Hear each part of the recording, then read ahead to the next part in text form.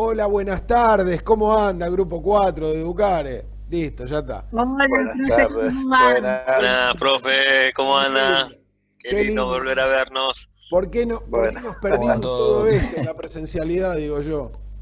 Que es lo más lindo que tenemos como seres humanos, ¿no? El contacto, la cercanía.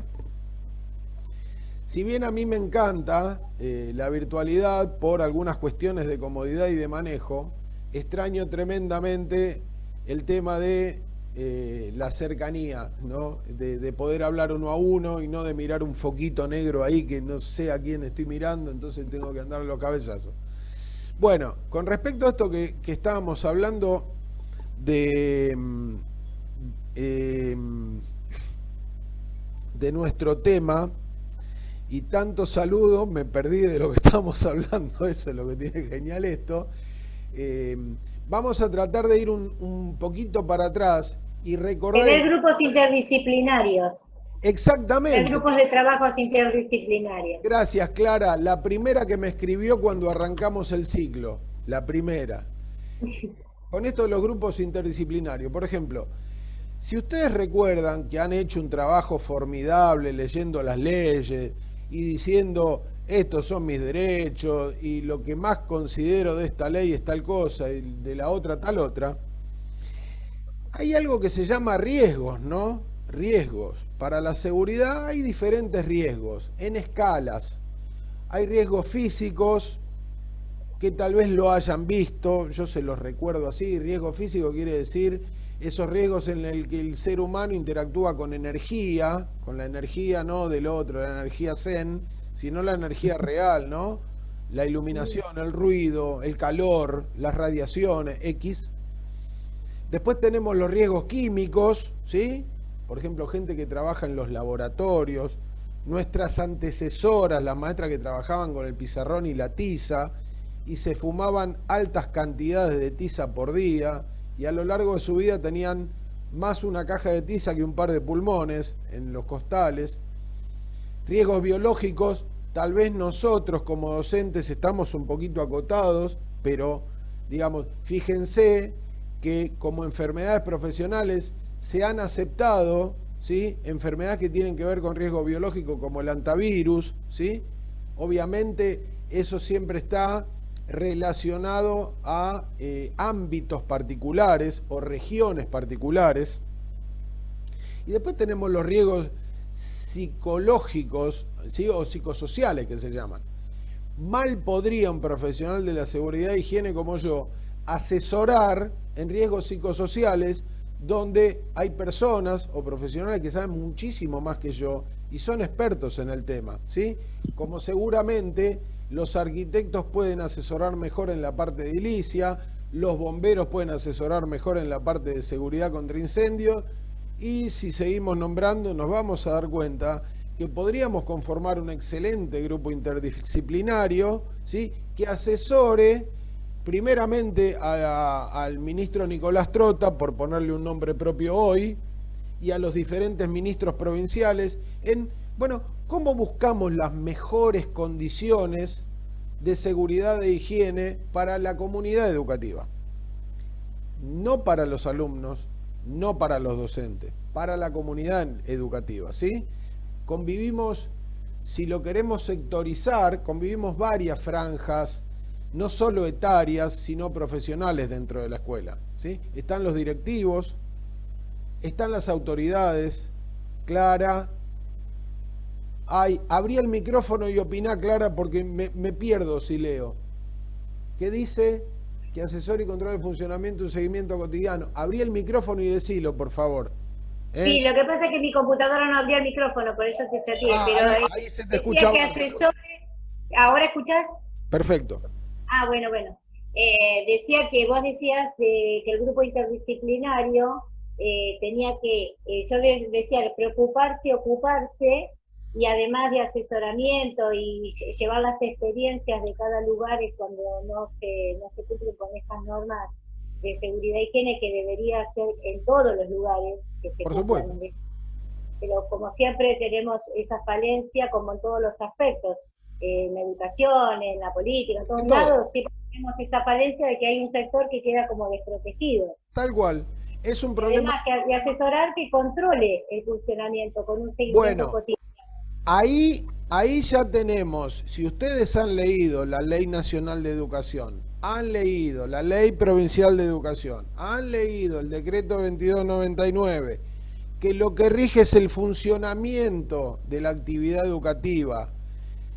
Hay órganos de control. Si ustedes miran esas leyes, y por eso yo, digamos, como que les di esa pista de decir, che, ¿por qué no miran un cachito y van a ver que hay un montón de cosas que están escritas, que hay órganos, que hay formas, que hay democracia también dentro de eso, porque de alguna manera, como ustedes pueden haber visto, en esa actividad que yo les compartí, que eran los 12 puntos, no sé si se acuerdan, los 12 puntos del acuerdo paritario, ¿sí? Que ahora lo vamos a ver. Hay actividad, digamos, democrática también en la toma de decisiones, y está buenísimo. Pero ¿qué pasa? Si guardamos esa democracia, la asesoría, como en cualquier organigrama, ¿no? La función de asesoría es exclusiva de asesoría. Después hay líneas de trabajo en la cual uno toma decisiones, el otro ejecuta, el otro legisla, el otro controla, ¿sí? Y tenemos un montón de, digamos, de posiciones puestas en eso. Lo que veo es que no funciona. ¿Por qué? Y porque los resultados no son los esperados, no son los escritos, ¿sí?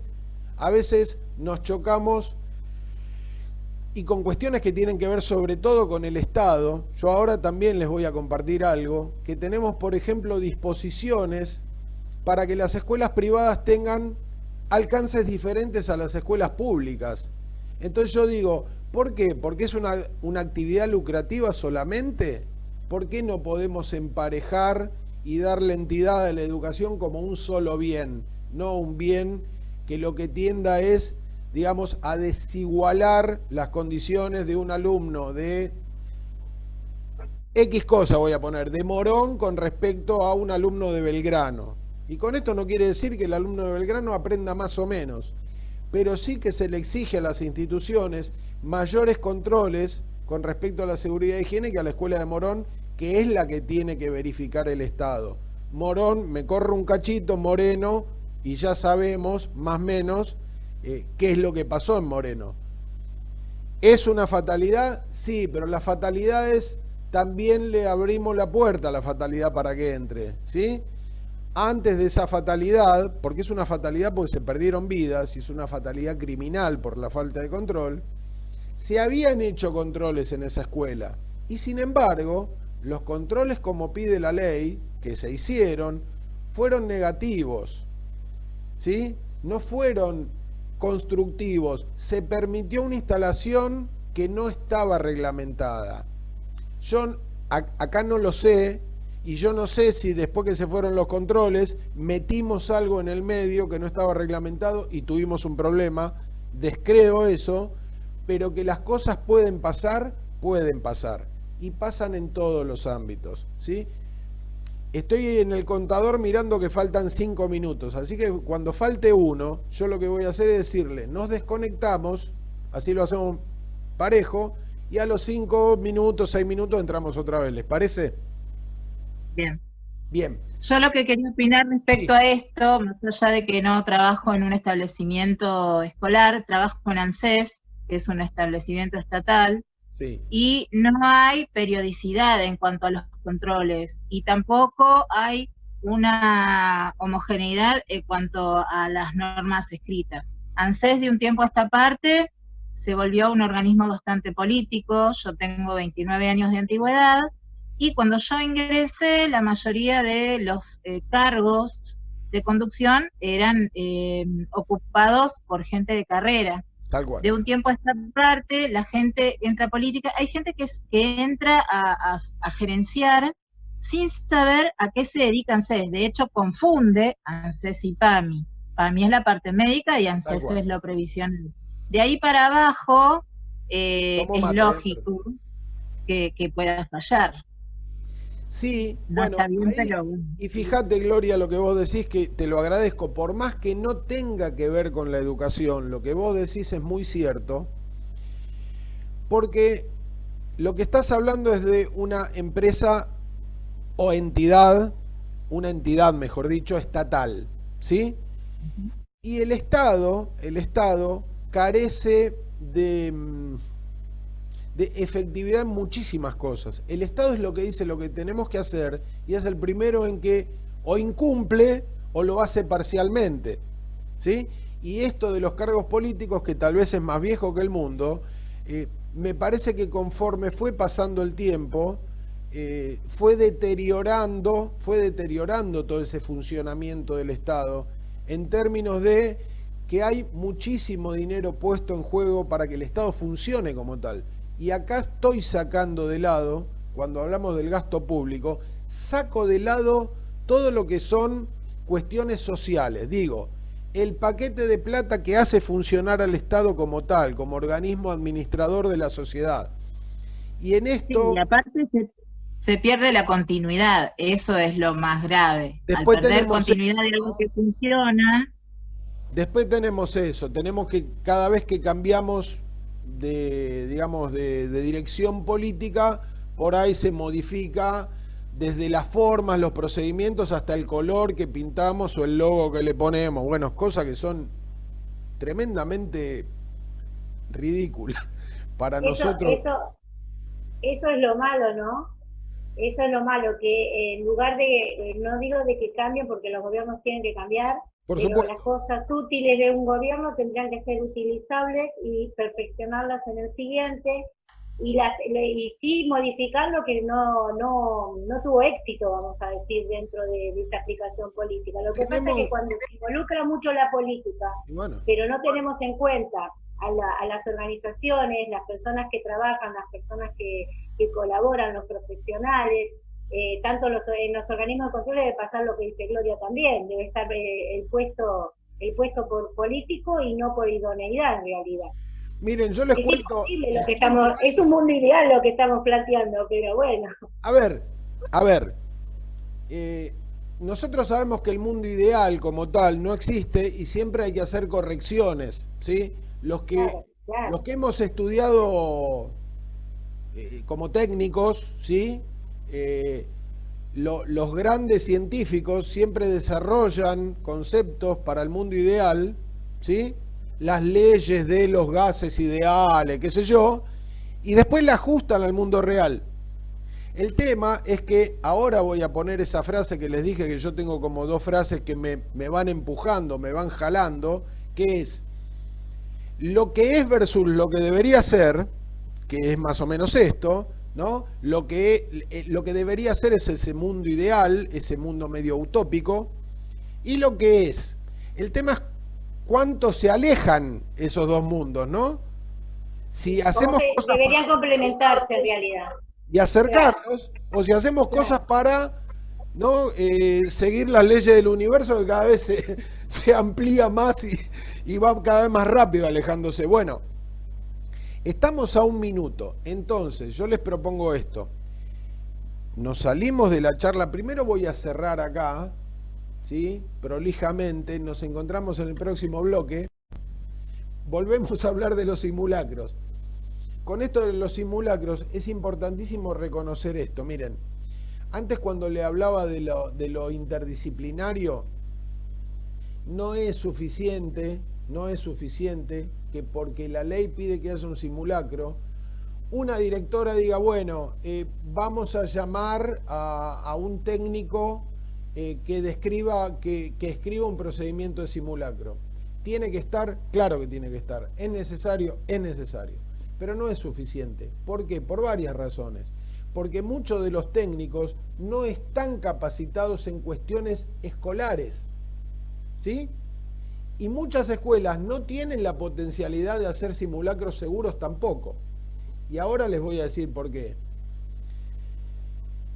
En Capital tuve un ejemplo de una chica que trabajaba en una escuela en pleno centro, y resulta que los hacían salir en esta práctica de la evacuación y los hacían cruzar una avenida, con lo cual yo no sé si es preferible morirme quemado o morirme bajo un colectivo, cuando 2 cuadras para el otro lado, doblando, había una plaza.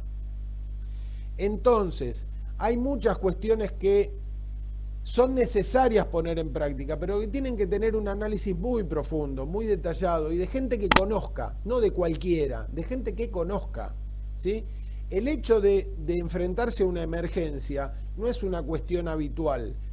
¿Y qué pasa con el simulacro? Si nosotros hacemos un simulacro una vez por año, resulta que cuando lo volvemos a hacer, nos olvidamos de todo. Y se hace como se llama habitualmente, un role-playing, ¿no? Es un juego hacer un simulacro.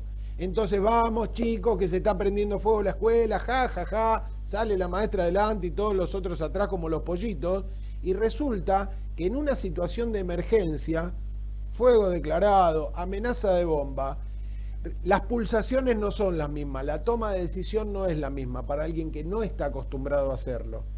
Entonces, ¿qué quiero decir con esto? Tiene que ser determinante cuando uno escribe un plan, no un simulacro, un plan de evacuación. Tiene un montón de cuestiones metodológicas y sistemáticas que hay que respetar. No sé si alguno de ustedes conoce lo que es un impacto ambiental, un estudio de impacto ambiental, ¿sí? Es un estudio que se hace para ver cuando uno instala algo en algún lugar que no existía, no solo una empresa o una industria, cualquier cosa, un edificio, ¿sí? ¿Qué es lo que genera en el medio ambiente donde yo estoy poniendo eso? ¿Sí? No solo lo que genera desde el punto de vista del riesgo específico sino cuántas consecuencias tiene a nivel social eso, cuánta cantidad de, digamos, de vehículos sumo, cuánta polución sumo, cuántos árboles saco, cuánta gente estoy sumando a una vereda que no es lo suficientemente amplia. Y el plan de evacuación tiene que tener en cuenta un montón de cosas, porque es un plan, no es un juego de que cada tanto salimos todos de la escuela y nos paramos a 200 metros a ver qué onda. Entonces, en esto de lo necesario contra lo suficiente, trato de hacer mucho hincapié en, fíjense primero que las cosas se cumplan en este mínimo indispensable, después vamos a la utopía, como hablábamos hoy, ¿no? Pero ¿qué pasa? Que la utopía no nos quede en el horizonte, que cada vez que avanzamos un paso, el horizonte se va un paso, ¿sí? La utopía tiene que estar siempre lo más cerca posible, y para eso existe lo que los japoneses le llaman la mejora continua, ¿no? ¿Cómo hacemos para mejorar todos los días un poquito más? Pequeñas cosas, ¿sí? No grandes hazañas mundiales, pequeñas cosas que nos lleven a funcionar mejor todos los días. Pequeñas, pero sostenidas. Se nos va a cortar en 2 minutos y ahora sí, se corta y nos reenganchamos rápido, ¿sí? Así no perdemos el hilo. ¿Está bien? Así que voy a hacer eso. Corto y métanse otra vez en la reunión, por favor. Lo que les propongo es esto. Vamos, digamos, para ordenarnos un poco, porque yo también con el entusiasmo de encontrarme con gente, me empiezo a delirar y a divagar por todos lados. Voy a tratar de ordenarme un poquito. Vamos a ver, a darle un pantallazo cortito porque ya lo tienen que haber visto, pero como para repasar si hay alguna duda de esto. Esos 12 puntos que se fijaron como mínimos, en la ley sería presupuestos mínimos, en los cuales si alguno de ellos no está, no todos tienen el mismo nivel de preponderancia o de importancia, pero si alguno de ellos no está, una escuela no debería funcionar. Sin embargo, vemos que ante la ausencia de uno o más de ellos, las escuelas siguen funcionando. No quiero entrar en un dilema de quién tiene la culpa de que no se cumpla, pero no se cumplen. Entonces, yo les voy a compartir la pantalla. ¿Ven la pantalla compartida? Sí, sí, sí. Perfecto. Sí. Perfecto. No, me quiero asegurar porque a veces le puedo errar al comando y no lo vemos. Bueno, estos son los 12 puntos que acordó CETERA, como les decía, la Confederación de Trabajadores de la Educación, el gremio a nivel nacional de la educación. Recordemos que las provincias tienen autonomía y las provincias tienen sus regímenes especiales, sus leyes y sus organizaciones especiales, digamos, provinciales, ¿no? Pero esto se decretó a nivel nacional y las leyes nacionales fijan el piso para las demás leyes de menor rango, como son las provinciales, o en los asuntos municipales, lo que pueden ser las... a ver, alguno que me ayude, que no me sale la palabra, los edictos o las disposiciones a niveles municipales. Esto se tiene que cumplir sí o sí. CETERA tuvo el acompañamiento de lo que es la Superintendencia de Riesgos del Trabajo, que es el órgano fiscalizador de que se cumplan las condiciones de riesgo, las condiciones de, digamos, de prevención de riesgo en las empresas, y es el órgano que también maneja las ART, audita las ART, controla las ART. ¿Qué dijeron? Bueno, mínimamente lo que debe asegurarse para que una escuela funcione de manera de conseguir lo que la ley prevé en algunos de sus artículos, la ley nacional y las leyes provinciales, que es esto de condiciones dignas para que trabajen los maestros, pero también para que trabajen los directivos, pero también para que los alumnos que concurren a las escuelas también estén, digamos, en un ámbito seguro, ¿no?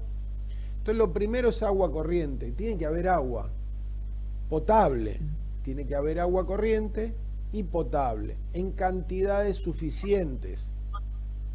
Ahí no dice, se los digo yo. No les voy a decir que la ley pide que haya 50 litros por persona por día, lo dice en un ámbito del trabajo, ¿sí? Por ejemplo, en una empresa donde hay X cantidad de personas, la provisión de agua tiene que ser de 50 litros por persona y por día, para asegurar, ¿por qué? Porque uno no solo puede consumir el agua desde el punto de vista de tomarse un mate, un té, cocinar un alimento, sino también higienizarse. Entonces la cantidad de agua tiene que ser esa. Está estudiado que tiene que ser eso. Acá no dice, pero se los digo yo, tiene que haber una cantidad suficiente de agua. ¿Y por qué se los digo? Porque a veces con esto del diseño, nosotros diseñamos una escuela para X cantidad de personas y después duplicamos o triplicamos la población, ¿sí? Tengo un micrófono abierto de varias personas. ¿Alguno quiere, digamos, comentar algo de lo que estamos hablando? Sigo. El agua potable, sí. No los veo ahora, ¿eh? Sí. Lorena habla. Te hago una consulta. En los lugares como provincia, donde todavía no hay agua corriente, sino que es agua de pozo, ¿cómo manejan esto en los colegios? Fíjate que dice agua corriente y potable segura. ¿Qué pasa donde no hay agua? Bueno, tenemos una sociedad donde a veces no hay agua, donde a veces no hay cloacas tampoco, ahora lo vamos a ver más adelante. El agua de pozo tiene que estar verificada. Acá dice examen bacteriológico, físico-químico, ahora explico lo que es, y limpieza de tanques. ¿Qué significa el examen bacteriológico, físico y químico? Que desde el punto de vista de la potabilidad hay, digamos, parámetros que rigen, parámetros de lo que es medio ambiente, ¿no? Que rigen cuando un agua es potable para consumo humano.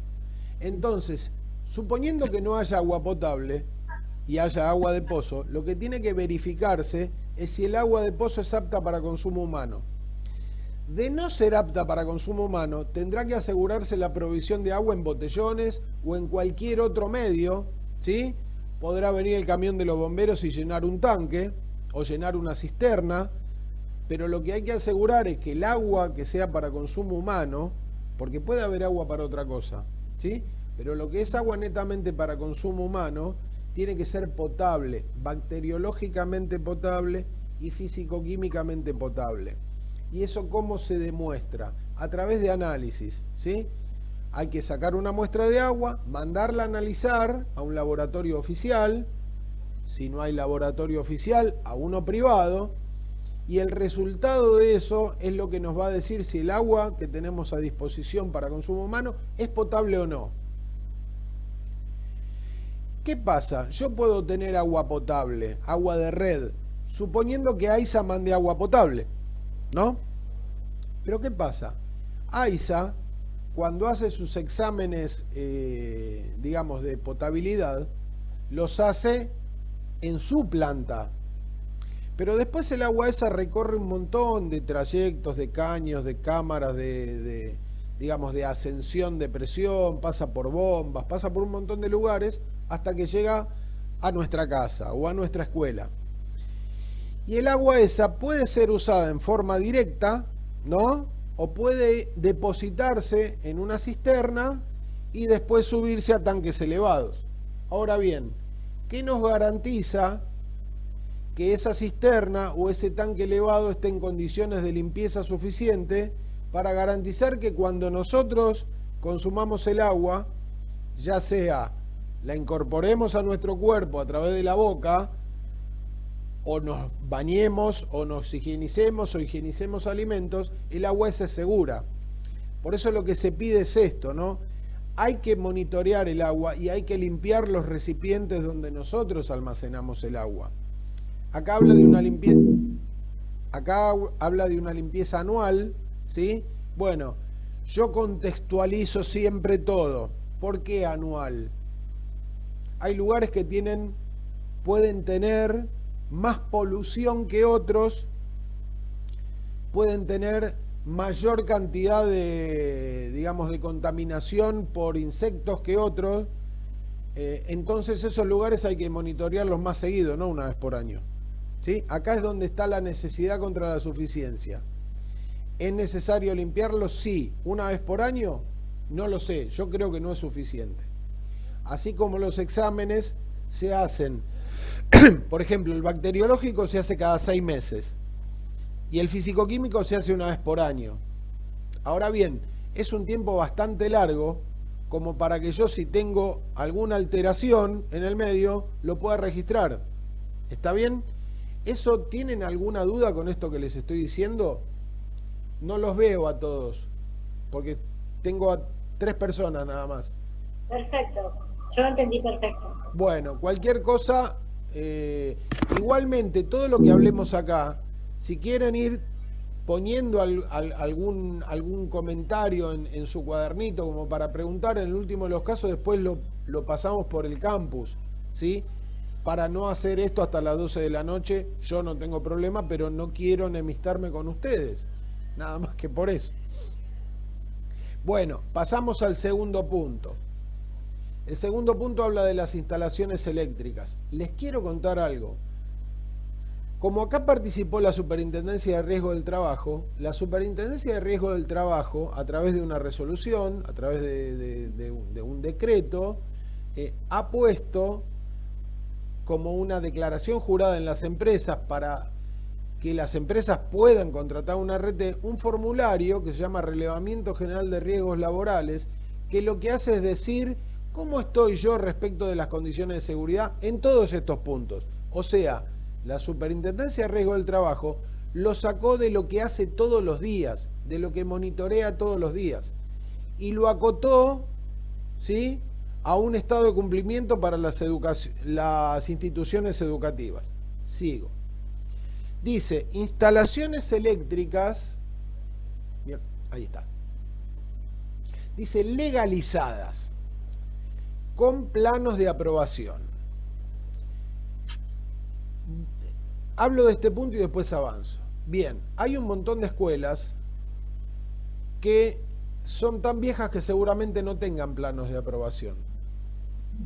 Entonces, lo que yo digo es, cómo un técnico electromecánico, o un ingeniero eléctrico, o un ingeniero electromecánico, electricista, lo que sea, puede comprobar que una instalación está a reglamento. Seguramente no lo está. ¿Cómo puede hacer un plano una escuela que hace 100 años que existe y que tal vez no haya planos? ¿Cómo puedo yo saber cómo está el estado de la instalación que está empotrada en las paredes? No lo sé. Yo lo único que puedo acceder es a lo que veo. Un tablero, un enchufe, una llave de luz, pero más de eso no. Entonces, esto es una cosa que para que su cumplimiento... Sí.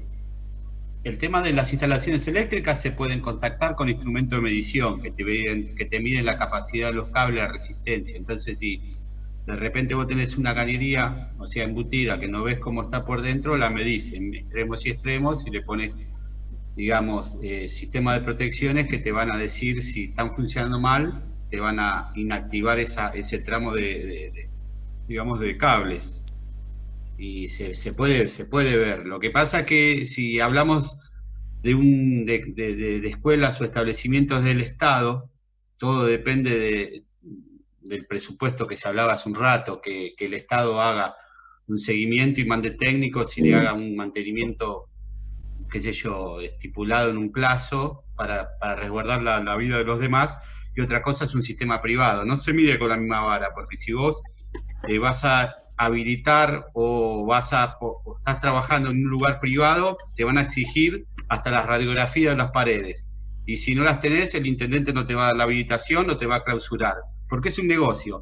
Pero si es una escuela del Estado, todos miran para el costado porque la guita tiene que salir de los bolsillos de los políticos o de los que la administran.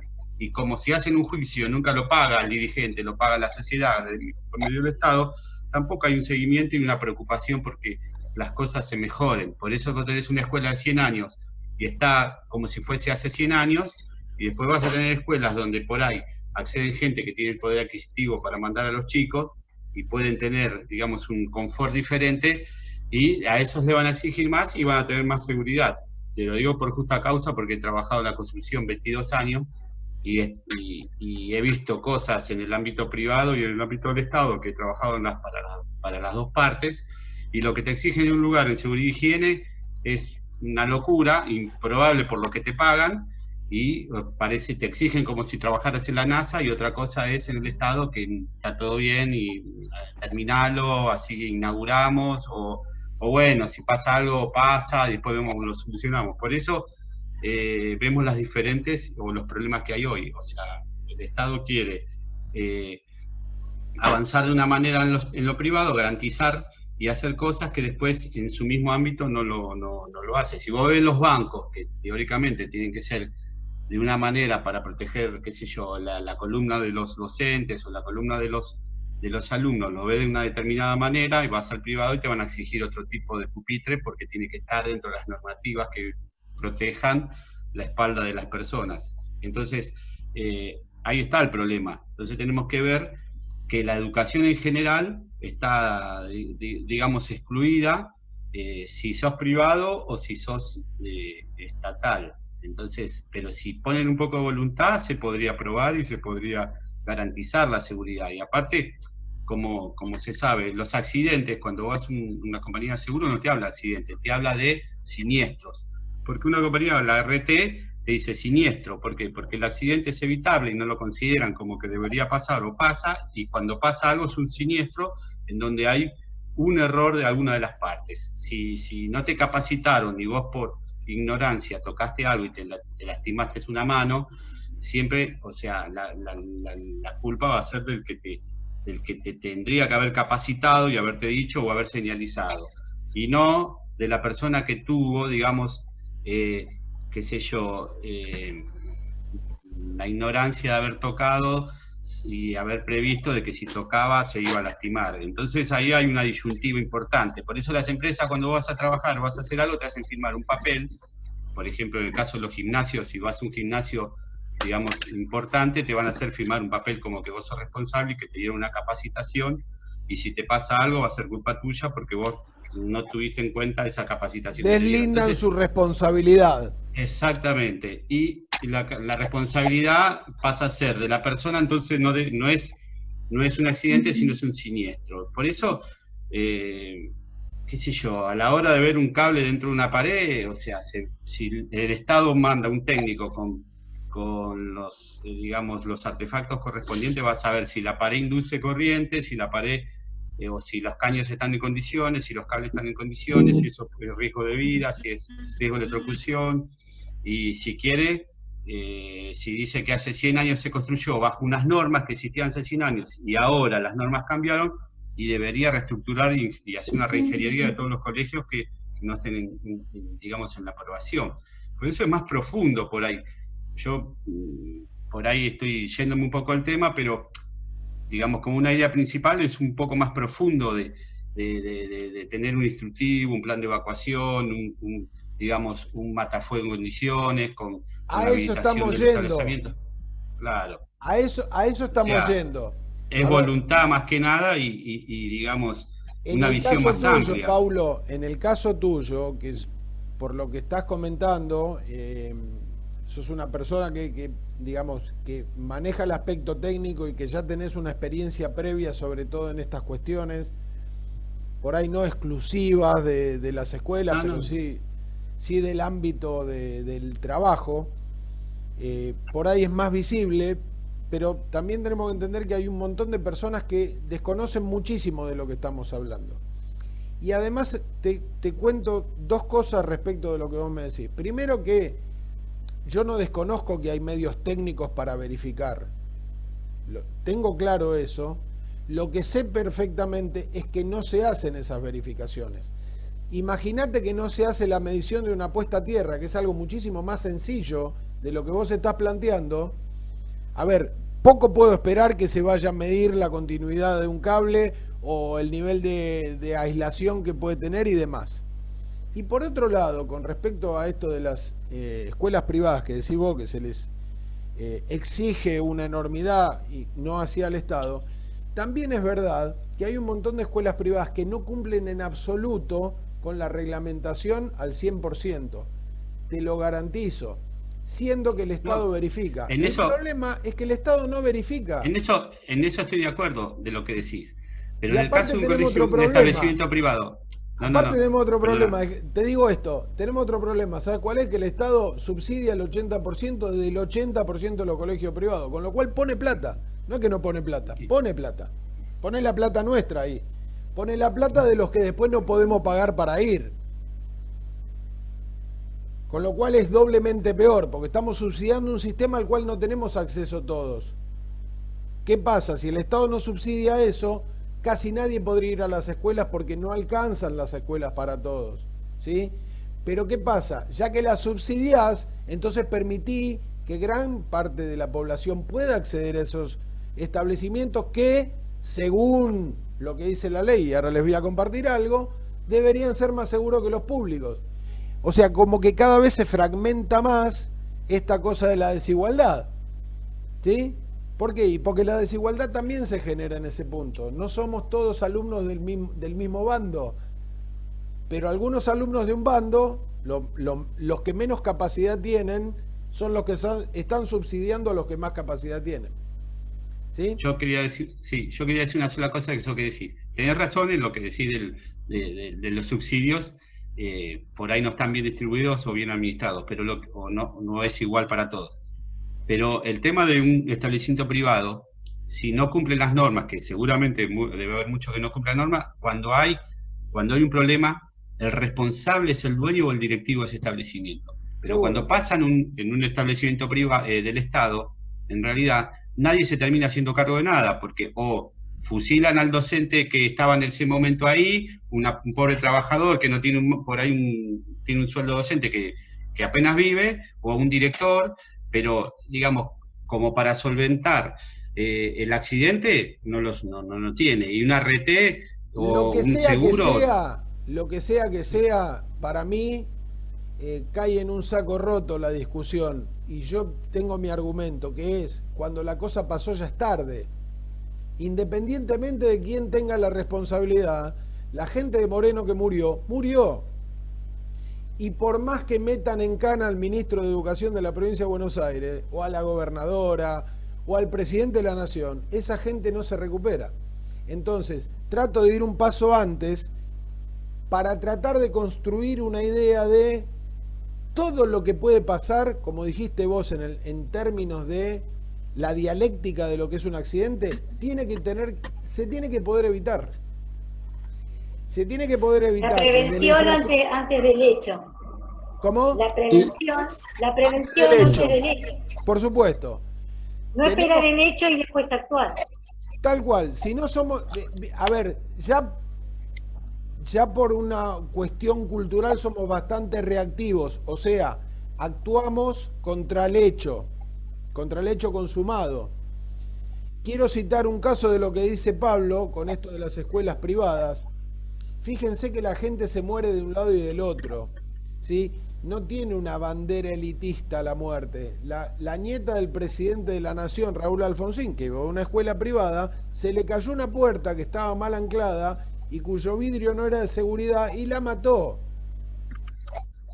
Entonces, no, digamos, no quiero construir esta información en términos de si es de un lado o es del otro. Lo que quiero construir es, tenemos que hacer cosas. Cuando digo tenemos como sociedad, ¿sí? Tal vez nosotros no tenemos en nuestras manos la potestad de exigirle al consejo escolar como tal, porque imagínense, si un directivo de una escuela le pide al consejo escolar que haga algo y el consejo escolar se toma 8 o 9 meses sabáticos para estudiar un presupuesto, a ver si cambia el depósito de un baño, imagínense que nosotros no vamos a tener esa potestad de actuar tan rápido, por lo menos si lo hacemos de a uno. Si lo hacemos en conjunto... Quería... Sí, Walter. Que justamente en ese punto quería agregar algo que es, todos nosotros estamos en este tramo de formación, en algún momento vamos a estar probablemente frente a un aula, a un curso, y esto acá está como la piedra angular, ¿no? Ya cada uno de nosotros con una formación diferente y acompañando con esto que estamos viendo ahora es, si algo sucede en un curso, en un aula, en un recreo, en una institución, si el director o la directora está a los gritos, sola, y los docentes pueden ayudar a que esta voz se llegue a donde tiene que ir, yo creo que hacemos una diferencia, ¿sí? Porque muchas veces el director grita solo, o la directora gritan, o desconocen, dicen, mirá, acá está perdiendo agua. Bueno, pero el agua cae en la descarga de agua y como que no pasa nada, es un foco de humedad y por ahí, esto que dice Pablo, si venía alguien a medir con la herramienta correcta, no pasaba nada.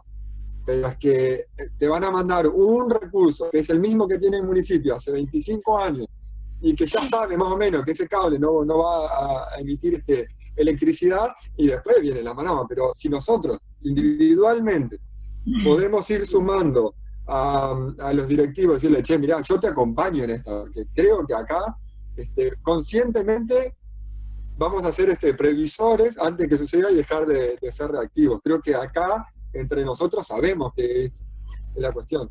Mire, Walter... Ahí está justamente lo que vos decís, Walter, está el hecho de comprometerse, de involucrarse en lo que está sucediendo.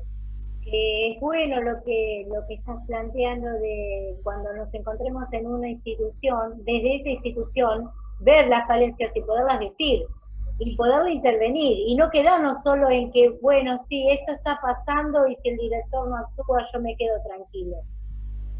¿Saben lo que pasa? Que aparte, digamos, como que nos licuamos dentro del status quo siempre, ¿no? Nos acostumbramos a que las cosas son así. Sí, recién Belén decía, nosotros todos los días nos vienen y nos dan la charla de seguridad, ojo con la catenaria, porque acá si tocas o si arrojas algo puede haber un cortocircuito y te pueden matar. Y la gran mayoría de la gente hace 20 años que hace lo mismo, entonces es como que lo tiene manejado. Hay dos cuestiones. Lo naturaliza. La desinformación y la naturalización de las cosas, ¿sí? Cuando perdemos el estado de alerta estamos fritos, y cuando no conocemos también estamos fritos. También. Con esto que dice Walter, yo quiero agregar una cosa. Hay dos cuestiones. Una es, tenemos que saberlo porque es nuestro derecho, pero guarda que aparte del derecho, también tenemos una obligación como empleados a denunciar condiciones, y esto, Paulo, vos que hace mucho que trabajás, lo debés saber, Tenemos que denunciar condiciones, tenemos obligación como empleados de denunciar condiciones inseguras. Entonces, guarda, porque yo les mandé esa recomendación de leer las leyes, porque ahí también están las obligaciones del docente. Y después no quiero quedar como cómplice en términos de, che, pero vos no nos dijiste que si llega a pasar algo en el aula yo tengo responsabilidad. Hay que conocer porque conocer da derecho, pero también crea obligaciones. Y vos como abogada, Clara, podés decir que la ley son cosas que se dan, ayúdame con el término porque no lo conozco bien, se dan por conocidas las leyes, ¿no? Claro, se da, o sea, todo lo que se plantea en cuanto a normativas generales, siempre se da por entendido de que todos los ciudadanos, todas las personas tienen conocimiento de esas leyes. Pero ¿qué pasa? Me pasa que yo, inclusive, entre las leyes que vos mandaste, y creo que te lo comenté en uno de los mails, sí, que a mí también me había sorprendido, si bien conozco la mayoría de las leyes, me había sorprendido porque no había leyes que yo no sabía que existían en cuanto a la estructura o a la prevención de la inseguridad en las instituciones educativas, ¿no? Sí sabía de trabajo, de la industria, bueno, pero no ¿pero por la qué? temática de los aulas. ¿Pero por qué? Porque como no está difundido, como parece Claro. como que digamos, como la educación es un ente que no pasa por el ámbito de la seguridad y la higiene. Como aislado. La ley de seguridad e higiene tiene 50 años ya. 50 años. Después se reglamentó un poco después se fueron haciendo resoluciones, protocolos nuevos. En la década del 90 empezaron las leyes de riesgo del trabajo, se crearon las ART, se creó la superintendencia, se crearon comités mixtos y demás. El tema es, ¿por qué no incluimos dentro de una sociedad segura a todo el mundo, a todas las actividades? ¿Por qué solamente tenemos que apretar, o como dice Paulo, ir a ver únicamente la actividad privada? Ahora estamos ante una situación que desnuda toda la falencia que tenemos como sociedad, como sistema administrativo. Todas. Faltan 10 minutos. Cuando pasó lo de Cromañón, todo el mundo salió corriendo a hacer inspecciones, verificaciones. No había bomberos en la ciudad de Buenos Aires y en la provincia. Si se prendía fuego una casa no iba nadie, porque todos los bomberos estaban verificando todos los locales de la provincia de Buenos Aires a ver si cumplían, después que se murieron 200 personas. ¿Está bien?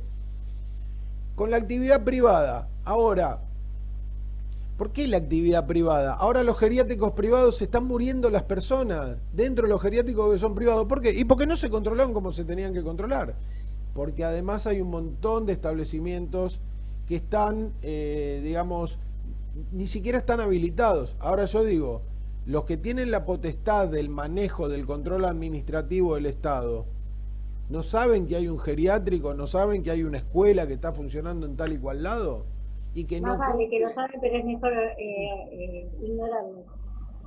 ¿Qué pasa? Bueno, ahí debe haber algo que esta maquinaria de corrupción que tenemos lava un montón de cosas mientras no pase nada. Cuando pasa algo, después nos agarramos todos los pelos. Y mismo digo, como sociedad, nosotros decimos, hijos de su madre, ¿cómo puede ser que tengan a los viejitos en tales y cuales condiciones? Ahora, las personas que depositan a sus familiares en esos lugares no exigen. Entonces ahí es donde yo voy. Tenemos una responsabilidad de exigencia ante la sociedad, del Estado, para el cumplimiento de tener una vida digna, de tener una vida digna. No estoy hablando... Yo dije el tema de los organismos de contralor, o sea, es fundamental en todos los ámbitos del Estado. Y ahora nos damos más cuenta que nunca. Por supuesto. Esto, ¿saben lo que hizo? Corrió la cortina y dejó más expuesto todo. No solo acá. Ojo que tampoco es que nosotros somos... no, en todo el mundo debe haber peor pasado. del mundo, ni mucho menos. Pero bueno, cada uno vive en la sociedad que le tocó, que elige, Y tiene que hacerse cargo también que tenemos una parte de responsabilidad en eso.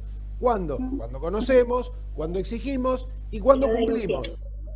Y cuando cumplimos.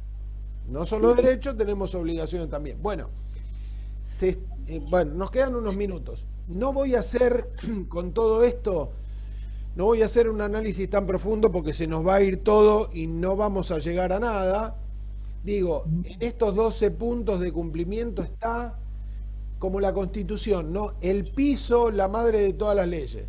Después hay que construir mejores condiciones hacia arriba. ¿Que se pueden construir? Por supuesto que se pueden construir. Miren, les voy a compartir esto. ¿Cambió la pantalla? No. ¿Qué ven? Gloria. Acá sí, anexo condiciones edilicias. Perfecto. Fíjense que esto dice establecimiento educativo de los distintos niveles y modalidades de la gestión privada. ¿Sí? Fíjense lo que dice. Para un jardín, infraestructura edilicia y qué sé yo, ¿cuánto tiene que tener el terreno? ¿Cuántos metros cuadrados por alumno tiene que tener de espacio libre? ¿Cómo tienen que ser las dimensiones de las dependencias? Fíjense que está todo escrito. Sanitarios, circulación de los pasillos, iluminación. ¿Cuánta ventilación tiene que haber en el aula? ¿Cuál es la altura mínima que tiene que tener el techo? ¿Qué superficie tiene que tener? Está todo escrito. No hay que inventar mucho. Está todo escrito. ¿Qué cantidad de iluminación tiene que haber en un aula? ¿Cómo tiene que ser la iluminación? ¿Cómo tienen que ser las ventanas? En función de la superficie del aula, ¿qué superficie de ventilación tengo que tener? ¿Cómo tienen que ser los vidrios? Tienen que tener mosquiteros. ¿Cómo tienen que ser los baños? ¿Cuántos baños tiene que haber? Está escrito. ¿Saben lo que hay que hacer con esto? Esto es para la gestión privada. No hay nada que lo especifique para la gestión pública. Pero yo lo puedo dar por entendido que es lo mismo. Pero se puede usar analógicamente, como se hace en el derecho con otras normas exactas. Sí. Las condiciones son las mismas porque no hay una ley nacional de educación privada y una pública. Después que hicieron sobre todo los municipios, ¿no? O las provincias, dijeron, vamos a hacer dos. En la provincia de Buenos Aires hay una ley de educación, que es la 13668. Pero después hay un montón de resoluciones como esta que dividen, esto es para la educación pública, esto para la educación privada. Pero la seguridad de las personas es una sola. El derecho, la Constitución nos une a todos por igual. Entonces, ¿por qué yo no puedo tomarlo como que tendría que especificar cualquier escuela del Estado, tendría que ajustarse a esto? Bueno, ¿qué es lo que se logró? Vamos a pedir esto ahora, mínimamente esto, agua, instalaciones eléctricas seguras, lo voy a pasar rápido. Si después lo quieren leer en el campus, miro para allá porque están ustedes ahí, no porque... Está en el campus igual. En el campus está, y además está el documento ampliado. Esto es un resumen que hice yo. En el campus está el documento ampliado de los 12 puntos. Y si no, después les comparto el link de SUTEBA y se fijan ahí y hay un montón de cosas, ¿sí?, que se tendrían que cumplir. Ahí, ¿qué pasa? También tienen que estar los sindicatos verificando, ¿sí?, defendiendo a los trabajadores a que esas condiciones se cumplan. Cuando una directora, esto más o menos lo que dijo Walter, ¿no?, sale corriendo a gritarle al consejo, che, no tengo agua, el consejo puede tomarse la licencia y decir, sí, pero vos tenés que seguir dando clase. Me consta. Como hay directivos que le dicen a los docentes, bueno, pero hay que dar clases igual, porque después vienen del consejo y nos dan con un palo. Bueno, en ese caso debería decir el consejo, bueno, podés seguir dando clases igual, pero me voy a ocupar del problema. Porque pasa que no se ocupa tampoco. ¿Sabés qué pasa? Entonces borramos con el codo lo que escribimos con la mano. No puede no haber agua. No puede no haber agua. ¿Cómo vas a dar clases sin agua? O sea... No, pero en el caso de esa denuncia, aparte de solucionar el problema, bueno, implica dar clases, pero facilitame la solución del problema. Yo no sé qué haría un consejo si una escuela, como plantea Walter, todos los docentes bancan a al directivo y le dicen, loco, cerramos la escuela, nos vamos a casa porque claro, no se puede dar clases. Las clases. Y si no, llamamos a los medios, a ver cuánto... Pero bueno, nos acostumbramos también a este tipo de cosas de o naturalizamos o también tenemos miedo, ojo, porque tenemos miedo a la represalia después. Ojo. O sea, el director... ¿Puedo decir algo? Sí, pero yo creo que lo peor que hay es tener una obligación... Sí, por supuesto. Es que... Sí. Perdón, que aparte de todo eso de la cuestión de que hay que denunciar como para que estemos amparados por ciertas cuestiones legales y después se viene la persecución porque en realidad hay un montón de intereses que se van, digamos, enfrentando. Pero además de eso, que si las instalaciones están en malas condiciones y si un trabajador tiene un accidente, por ahí el seguro a la hora de pagar ese siniestro, por ahí dice, no, como no se cumplió tal cosa, claro, yo no le voy a dar la indemnización al trabajador, porque en realidad digamos, la estructura del edificio no está inadecuada y entonces responsabilidad absoluta del empleador. Entonces igual, después, Pablo, ¿qué pasa? Vos le tenés que hacer juicio al Estado y el Estado no te va a pagar nunca, porque te va a decir que está en default y no te va a pagar. Te digo algo, en este caso, como el Estado está autoasegurado, no corre la RT. Claro. ¿Ah, no? ¿Entendés? Bueno, me quedan 30 segundos, con lo cual corto la reunión, primero dejo de compartir la pantalla. Corto la reunión, nos tomamos 10 minutitos, ahora sí, así descansamos todos, yo también descanso un poco mi garganta, y nos conectamos otra vez. Son las 9, volvemos 9 y 10, no creo que sea suficiente para terminar una reunión más, pero lo vemos sobre la marcha, ¿eh? En 10 minutos nos conectamos.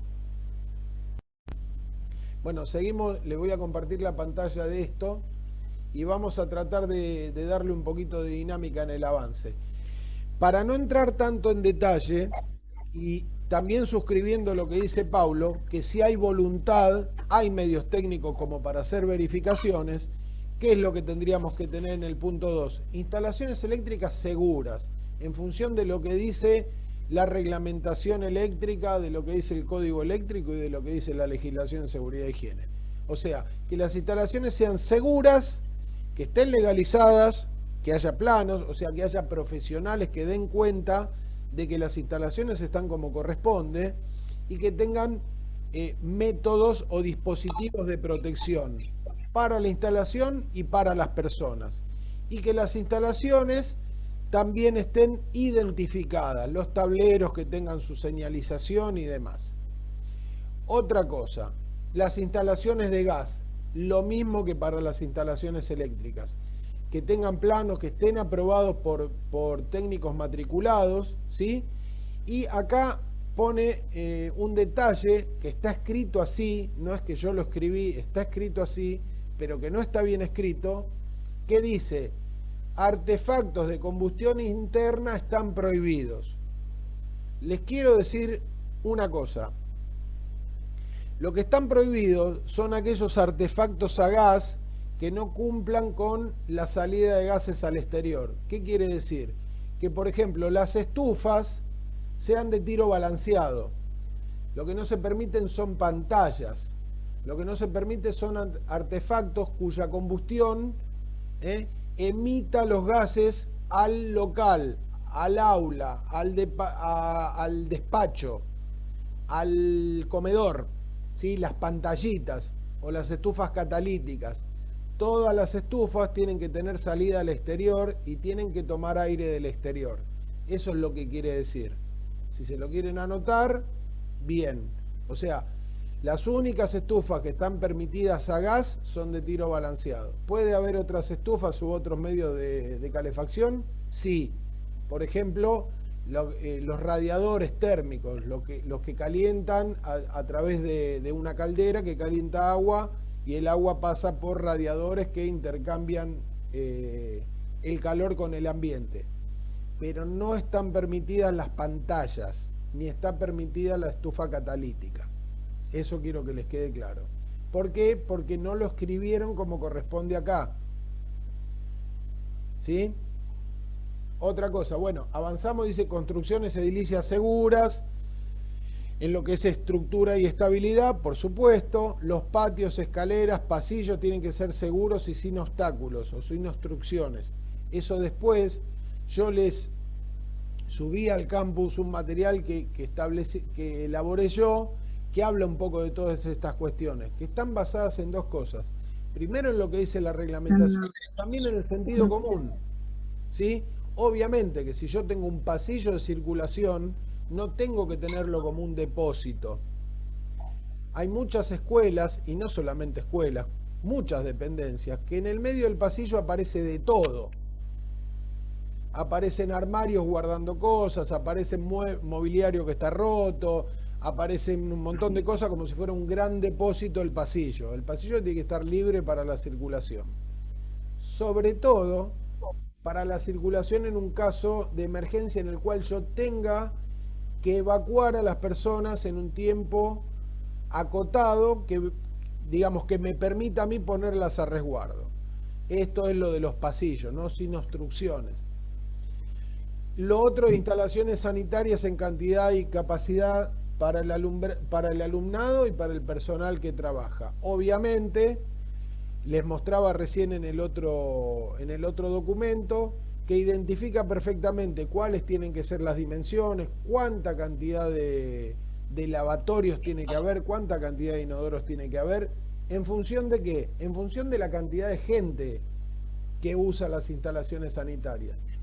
Obviamente que estén en condiciones, obviamente que se asegure acá lo mismo que en el punto 1, el tema del agua, ¿sí? El punto 5 habla de la red cloacal, ¿sí? Con eliminación segura, dice discreta. ¿Ven que habla de los pozos y cámaras sépticas? Esto de alguna manera suscribe lo que hablábamos antes, que no todas las escuelas tienen agua potable, pero tampoco todas las escuelas tienen cloacas. Año 2020 estamos ya, ¿eh? Pero todavía, y acá nomás, no en La Quiaca, acá nomás tenemos estas condiciones de escuelas que no tienen ni cloacas ni agua potable. Bueno, en el caso de que no tengan cloacas, asegurarse que el sistema de eliminación funcione correctamente. Y habla del mantenimiento, que si tenemos tiempo después vamos a hacer ahí un par de toques de comentarios con respecto al mantenimiento, que para mí es determinante en todo esto. Porque después las cosas se empeoran por falta de mantenimiento, justamente. Planes de emergencia, algo hablamos ya de planes de emergencia. Dentro del plan de emergencia, como algo macro, tienen que existir simulacros de evacuación, por supuesto, sistematizados, periódicos, yo agregaría, que no lo dice, es un simulacro cada cuánto. Y la ley pide una vez por año. Para mí es totalmente, digamos, muy restringido eso, para tratar de crear una cultura en la cual lo tengamos incorporado y no tengamos que dudar si en algún momento lo tenemos que hacer, ¿no? Que las aperturas de la puerta sea hacia afuera en cualquier lugar, en cualquier dependencia, no solamente que la expectativa sea que la puerta de adelante abra hacia afuera o que una puerta de escape de emergencia que puede estar, que puede dar a otro terreno, digo, abra hacia afuera, sino que cualquier puerta tiene que abrir en el sentido de la circulación, ¿no? Permitiendo que la circulación no tenga obstáculos. Va emparentado un poco esto también al punto de los pasillos, ¿no? Todo tiene que tener una dinámica de flujo lo más, digamos, sencilla posible. Después habla de la iluminación y la ventilación. En el otro punto está aclarado perfectamente qué es la ventilación y qué es la iluminación y para qué sirve. En este sentido, Pablo decía, se puede medir, por supuesto que se puede medir, todo se puede medir. La única forma de verificar que algo está bien es medirlo, pero como nosotros no somos técnicos ni tenemos material para medir, por lo menos usemos el criterio en el sentido de, no es lo mismo la iluminación en un aula que la iluminación en un depósito, que la iluminación en un quirófano. Tiene que ser acorde a la actividad la iluminación. Y la iluminación también tiene que tener un mantenimiento, porque por ejemplo ahí en el instituto, en el aula donde yo doy clases, que seguramente sea el aula que ustedes utilizan, la distribución de la iluminación tal vez no es la mejor, y sobre todo cuando algún que otro artefacto está quemado. Luminaria, mejor dicho, más que artefacto. Entonces, el mantenimiento es importante en todos los órdenes. La cantidad de iluminación, la cantidad de ventilación. La ventilación es el intercambio de aire con el exterior, no con el interior, ¿sí? Yo, de acuerdo al volumen del aula, o al volumen del patio, o al volumen del comedor, o de lo que sea, tengo que tener una cantidad, ¿sí?, una superficie de abertura que me conecte con el exterior, para que yo pueda intercambiar y reemplazar el aire que a medida que pasa el tiempo se empieza a viciar, porque todos consumimos el mismo aire. ¿Está bien? Entonces eso garantiza, ¿sí?, esta estabilización del riesgo biológico, por decirlo de alguna manera, ¿no? ¿Por qué se transmiten más los virus en invierno que en verano? No solamente porque los virus tienen mayor resistencia en invierno y el verano, sino porque estamos más cerca y ventilamos menos. Entonces, esto de la iluminación, de la ventilación, es muy importante, ¿sí? Y lo que hay que garantizar es tener renovaciones de aire de manera permanente en función de la cantidad de gente que tengo dentro del aula. Lo del almacenaje de las sustancias químicas de acuerdo a normativa vigente. Dice, bueno, ¿cuál es la normativa vigente?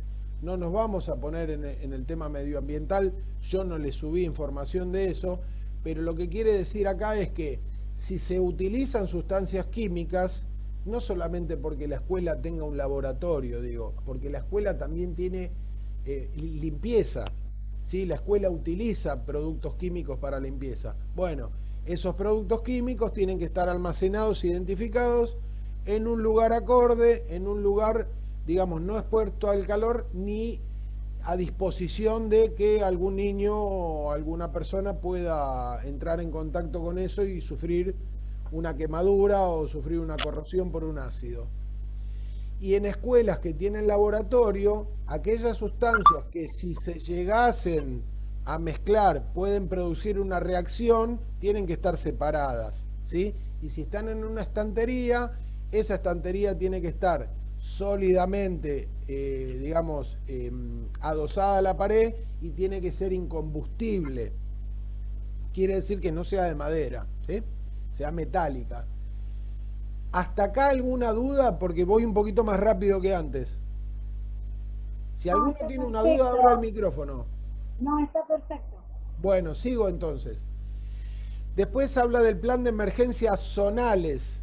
¿Qué quiere decir esto? Obviamente, y antes creo que yo lo había dicho, también hay que poner en contexto los lugares, ¿no? Las escuelas puestas en qué lugares. Bueno, hay zonas que son de terremotos, hay zonas que son de inundaciones o de incendios, o no tenemos nosotros acá, bueno, las escuelas que están cerca del Río de la Plata, como yo vivo acá en Quilmes, hay muchas escuelas que están cerca de la ribera, hay sudestada y se inundan, ¿sí? O sea, tiene que haber un plan de emergencia, un plan de contingencia que tenga en cuenta el riesgo zonal. Antes hablábamos de esto del impacto ambiental. Bueno, cómo nosotros impactamos en el ambiente cuando hacemos algo, pero también cómo el ambiente impacta en nosotros cuando se le ocurre subir al río, por ejemplo, ¿no? O ante el caso de un sismo, o en zonas donde hay, por ejemplo, corredores que puede haber tornados y demás.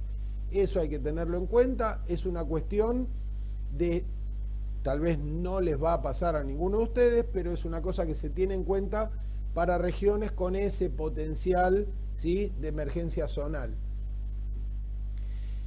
Dice en el punto 11, el edificio escolar en obra debe estar sin actividad. Esto no es así,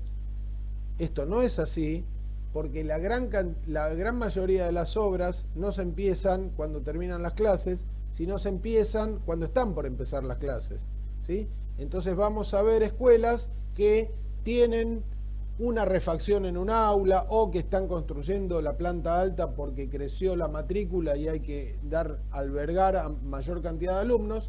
Entonces, se está construyendo dentro de la escuela y sin embargo sigue habiendo clases. Según este documento, no debería haber clase en una escuela que está en obra. Pero bueno, esto es informativo, no es para debate.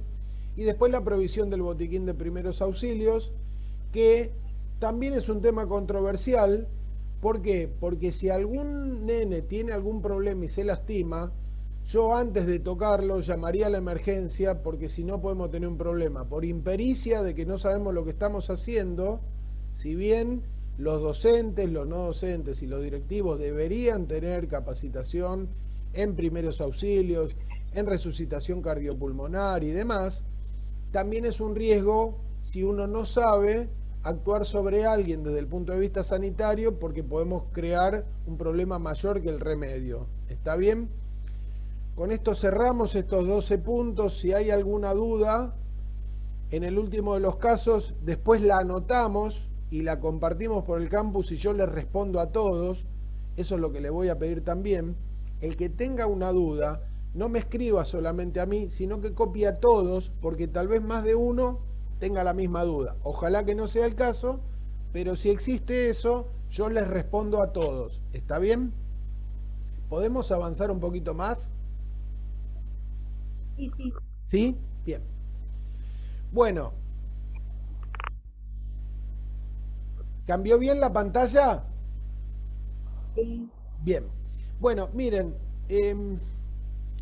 esto es un documento que se los dejo para leer, que lo elaboré yo en cuestiones también de sentido común y de recabar un poquito esto de que para mí es muy importante. Yo, no mi especialidad, pero lo que hice toda mi vida o la gran mayoría de mi vida laboral fue trabajar en mantenimiento y tengo un par de cátedras en la universidad donde trabajo en mantenimiento y digamos, soy un convencido de que a partir del mantenimiento uno puede generar esta cuestión de no solo la prevención, sino de la aptitud, ¿no? Si yo diseño algo, si yo construyo algo para que me dé un servicio, eso que estoy construyendo, lo que tengo que hacer es ir verificando que siga cumpliendo con lo que tiene que cumplir, ¿no? Entonces, en estos 12 puntos, muchas de las cosas tienen que ver con estados de mantenimiento. Yo diría todas, ¿sí? Pero algunas son, por ejemplo, esto de los análisis bacteriológicos y fisicoquímicos del agua, la limpieza de los tanques, la verificación que las cloacas y los pozos funcionen como corresponde y las instalaciones sanitarias en su totalidad, la parte eléctrica, la parte de gas, la parte de iluminación. Todo eso necesita de un mantenimiento. ¿Para qué? Para seguir dándonos el servicio o la prestación para lo que fue concebido, ¿sí? Si yo no hago mantenimiento, no puedo esperar que las condiciones de la actividad se mantengan de acuerdo a lo que nosotros necesitamos que se mantengan. Y en el mundo técnico, digamos, hay como dos especies grandes, dos divisiones de mantenimiento. La que yo hago para prevenir que las cosas fallen y la que hago para arreglarlas. Generalmente tenemos una tendencia a, cuando se rompe algo, vamos y lo arreglamos. Habría que tratar digamos, de incorporar un poquito la otra cultura, ¿sí? La de prevengamos que se rompan las cosas. No todo vamos a poder lograr que no se rompa, ¿sí? Pero vamos a bajar muchísimo esa tasa de encontrarnos de un día para el otro que no tenemos agua. ¿Y por qué no tenemos agua? Porque se quemó la bomba. Y bueno, cambiemos la bomba, pero no tenemos otra bomba. Hay que mandar a comprar o hay que mandarla a reparar. Belén me hace, ¿no? Y tal vez, o Paulo, están más acostumbrados a estas cosas que yo les hablo, ¿sí? Yo trabajé muchísimos años en industria y tengo muchísimos sinsabores con respecto a eso. Entonces, bueno, como especie de resumen, el mantenimiento que hay que hacer en la institución es muy importante. Cuando digo institución no digo en la escuela, sino en la institución en general, ¿sí? Que tiene que ser integral, que tiene que ser continuo. No es hago una cosa y ya está, ya la arreglé, entonces como la arreglé no se va a romper nunca más. Esto de que sea pedagógico, digo, que tenga una actitud positiva para que todos conozcan la importancia que tiene el mantenimiento y que sea participativo, ¿sí? Que todos podamos aportar en, mínimamente, che, mirá que el tubo del aula 5 se quemó, mirá que está destellando, mirá que la puerta del picaporte no cierra bien, mirá que hay olor a gas, mirá que pierde una canilla en el baño tal, ¿sí? A eso me refiero con lo participativo. No digo que vayan los padres a arreglar la escuela como siempre pasa. Bueno, ahora no los dejan entrar mucho por el problema de las ART, ¿no? Entonces acá, bueno, dice, da una como una gran definición así macro, que el mantenimiento son todas esas acciones que yo realizo, ¿sí? Para conservar la aptitud de los bienes. No para arreglarlos, para conservar la aptitud. Para que esos bienes, sea el que sea, una silla, el calefón, la vereda, lo que a ustedes se les ocurra, ¿sí? Que siga teniendo su actitud, su aptitud, ¿sí?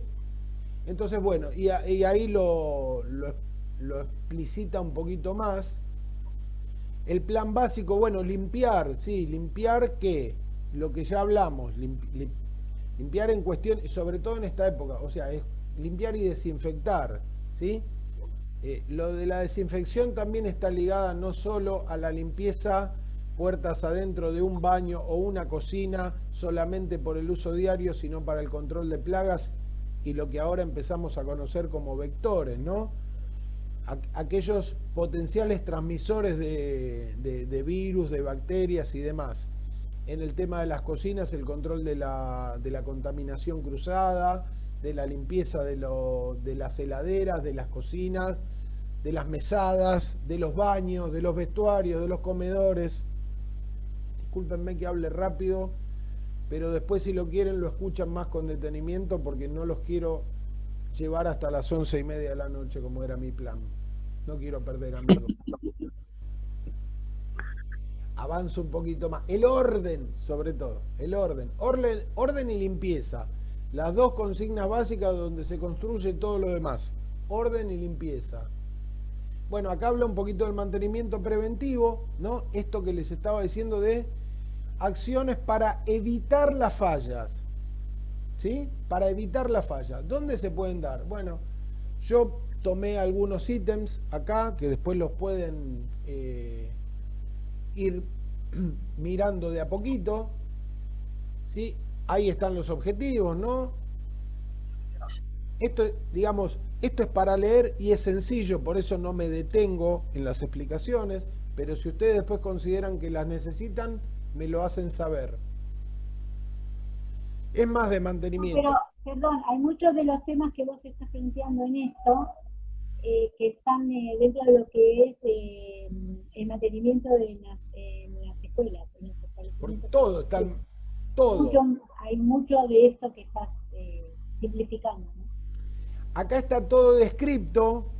A ver, lo que está descripto ahí tiene que ver no solo con todo lo que se pide desde el aspecto legal y desde esos 12 puntos, sino de todas las cuestiones básicas, inclusive que están en nuestro día a día dentro de una casa. Nosotros no limpiamos la casa porque lo dice la ley, lo limpiamos y desinfectamos porque entendemos que es un bien, ¿sí?, para nuestra familia. No contaminamos los alimentos. Yo por lo menos no corto con el mismo cuchillo que corto la carne y la verdura, ¿no? Bueno, esas cosas que parecen obvias, bueno, las tenemos que refrendar cada vez que sea posible, como decía Belén, todos los días recordar, todos los días, ¿sí?, como tenerlo bien en línea, eso, identificar bien, señalizar bien, comunicar bien. Miren, ¿qué dice la ley?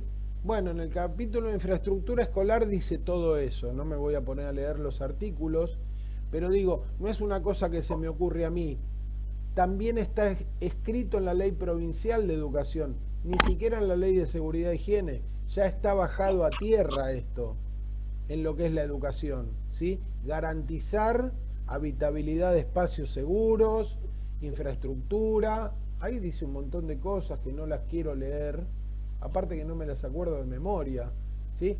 A los efectos se consideran las propuestas de organismos sociales, sindicales, profesionales como de otras instituciones locales, algo de lo que hablábamos antes de lo interdisciplinario y de lo democrático que debería ser esto.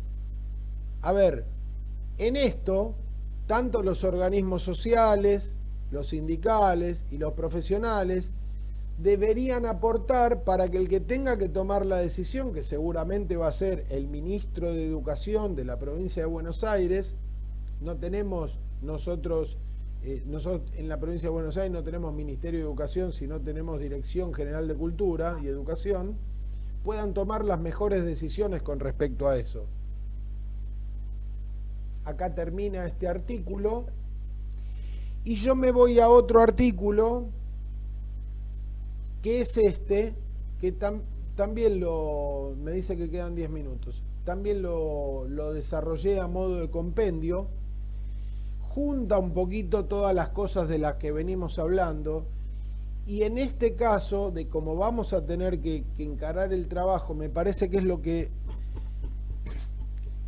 es como el manual que van a tener que hacer ustedes para poder responder lo que viene después, que son los lineamientos generales del trabajo integrador.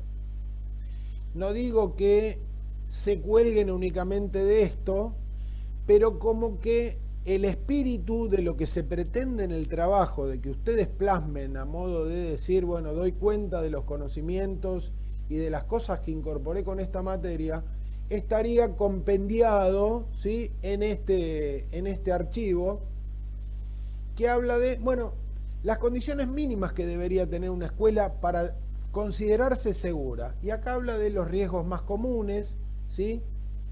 ¿Tiene que ver con lo que vimos antes? Por supuesto, tiene que ver con lo que vimos antes. Fíjense, el estado general de los edificios y de las instalaciones, el mobiliario, los ambientes poco ventilados o ruidosos, ¿sí?, o con bajo acondicionamiento ambiental. ¿Qué quiere decir bajo acondicionamiento ambiental? Que en invierno hace frío y en verano hace calor y no tengo los medios o las instalaciones adecuadas para, digamos, conservar el confort dentro de ellas, ¿eh? Recomendaciones principales, y acá viene, bueno, toda una descripción que está buenísimo que ustedes la vean, porque si yo se las cuento, es como que de alguna manera les estoy diciendo, tienen que escribir esto en la pregunta 1, tienen que escribir esto en la pregunta 2. Con esto ya les estoy dando una línea de por qué es importante este archivo. Es importante porque sintetiza mucho el espíritu de lo que la materia tiene como objetivo que ustedes puedan internalizar. ¿Cuál sería? Si yo voy a una escuela, ¿qué cosas debería mirar? ¿Y cómo deberían estar mínimamente para que yo considere que están aceptables desde el punto de vista de la seguridad? ¿Sí? De la seguridad y de la higiene. No sé si en algún momento dijimos la diferencia entre la seguridad y la higiene, pero aprovecho para comentárselas. En lo que es la higiene está directamente relacionada con el estado de salud, ¿no? El estado de salud, y vuelvo a la definición de mantenimiento, es la integridad psicofísica de las personas. Eso es lo que sería el estado de salud.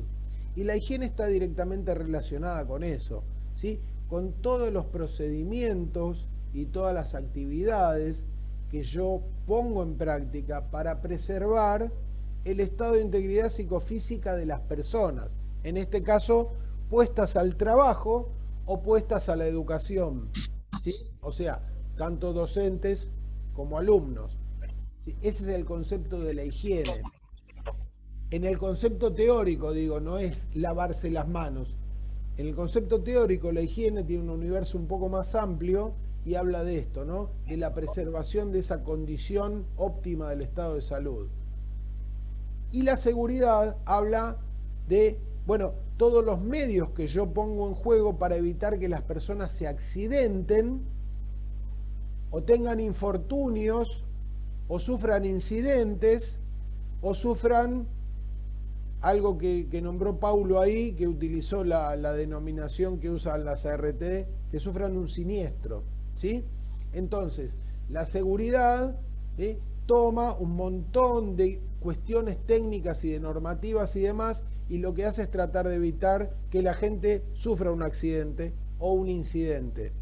La diferencia es que uno puede tener daño y el otro no, ¿sí? Un incidente y un accidente es lo mismo, pero el resultado del accidente es que hay un daño evidente, y en el incidente puedo tener la suerte de no salir dañado, pero el hecho está. Eso es un poquito la diferenciación de... Como para terminar de algo que lo debíamos haber dicho cuando empezamos, ¿por qué seguridad e higiene? Bueno, acá es una definición un poquito de borde, pero digamos que viene bien que tengan... ¿Qué tema lo habías planteado en uno de los videos que mandaste oportunamente? Seguramente. ¿Qué pasa? Creo que es el tercero o el cuarto. Claro, yo esos videos los grabé teniendo en cuenta que por ahí no con todos los grupos iba a poder tener este vínculo virtual que tenemos ahora. Entonces, ustedes en este momento, yo tengo 10 grupos de tramo al mismo tiempo y no con todos tengo la posibilidad de tener reuniones de estas características. Algunos no lo prevén, entonces yo para esa condición he grabado algunos videos como para que tengan material de apoyo a lo teórico. Nada como esto y nada como lo presencial en realidad, pero bueno, intentamos hacer lo mejor que podemos entre todos. De algo vamos a aprender de todo esto.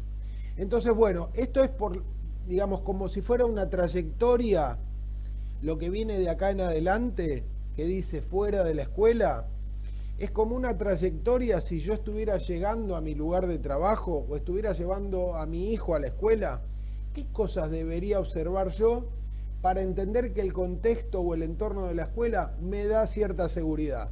Y ahí empieza a hablar de las veredas, de los cruces de calle, de los accesos, de los cordones, de la señalización, de los semáforos, de las rampas de acceso, de la transitabilidad, del arbolado público, de la iluminación, todo lo que se les ocurra. No sé si todo lo que se les ocurre a ustedes, todo lo que se me ocurrió a mí, intenté de alguna manera detallarlo. Eso es afuera de la escuela, pero después tenemos que entrar a la escuela. Bueno, acá habla del transporte público. Bueno, si hay transporte público, ¿qué sería sano encontrar fuera? Y bueno, qué sé yo, una dársena de estacionamiento, que esté libre, que sea segura, que los coches particulares no se estacionen donde tienen que bajar los chicos. A ver, también hay escuelas que están situadas en un lugar donde la vereda tiene 2,5 metros, con lo cual no puedo hacer una dársena. Entonces, bueno, ¿qué medios tomo de recaudo para que digamos, no solo el transporte escolar, si necesito una ambulancia que pueda estacionar en la puerta de la escuela? A veces como que no se piensan determinadas cosas y también somos un poco irresponsables nosotros, me incluyo, en el hecho de, yo vivo en un edificio donde abajo hay un sector destinado para ambulancia, exclusivamente. Es un edificio que está en el centro de Bernal, en una calle muy angosta, con 80 familias que viven acá, que la gran mayoría son gente adulta mayor.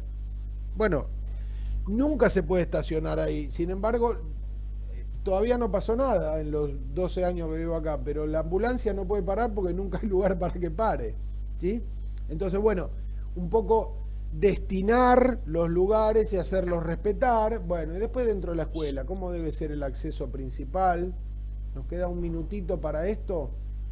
Ahora voy a cortar y nos reenganchamos, ¿sí? Y le damos el cierre a esto en 20 minutos más, ¿puede ser? Vamos a hacerlo ahora. Voy a dejar de compartir la pantalla, salimos y volvemos a entrar, ¿sí? ¿Hacemos? Ahí está. Bueno, seguimos. Entonces, de acá en más, ¿qué viene? Y bueno, todo el análisis de cómo debería ser puertas adentro de la escuela, los pasillos, las puertas, las rampas. Recuerden lo que les dije antes, que la sola existencia de algo, o sea, la necesidad de que exista, no garantiza que eso sea suficiente. He visto rampas, ¿sí?, con una inclinación así. Imposible, es preferible que no haya ninguna rampa. Poner una rampa para eso, la verdad que es una falta de respeto a la accesibilidad y a la igualdad de las personas. Sigo. Los juegos, las escaleras, los patios, los pasillos, las aulas, la iluminación, la ventilación, la planitud de los lugares por donde caminamos, la identificación de lugares, la señalización, la existencia, no dijimos algo porque tampoco lo dicen los 12 puntos, pero la existencia de matafuegos, la existencia de, digamos, de situaciones, ante situaciones de algún riesgo, que tengamos algún método de acción directa, por más que si están los matafuegos, si se va todo de control, llamemos a los bomberos lo más rápido posible y evacuemos la escuela.